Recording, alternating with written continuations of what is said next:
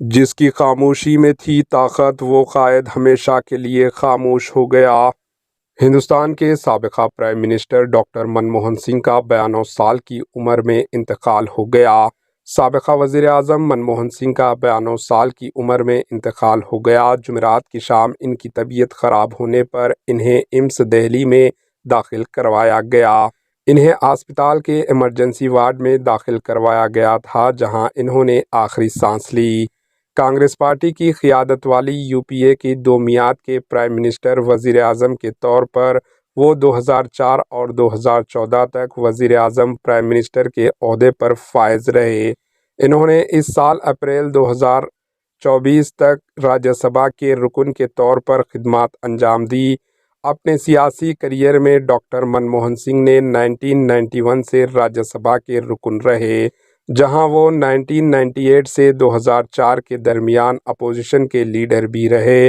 Doctor Manmohan Singh نے 1991 سے 1996 کے دوران پی وی نرسمہا راؤ کی سربراہی والی حکومت میں ملک کے وزیر فینانس کے طور پر نمایاں خدمات انجام دی اور ملکی معیشت میں تبدیلی کرنے والی وسیع اصلاحات کیے۔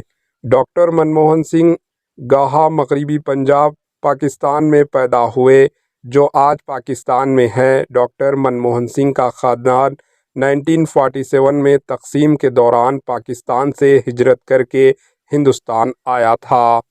آکسفورڈ سے معیشت میں ڈاکٹریٹ کرنے کے بعد ڈاکٹر منموہن سنگھ نے 1966 سے 1969 کے دوران اقوام متحدہ میں کام کیا۔ اس کے بعد انہوں نے اپنی نوکرشاہی کیریئر کا آغاز اس وقت کیا جب للت نارائن مشرا نے انہیں وزارت تجارت اور صنعت میں 1970 اور 1980 کی دہائی کے دوران مشیر کے طور پر مقرر کیا۔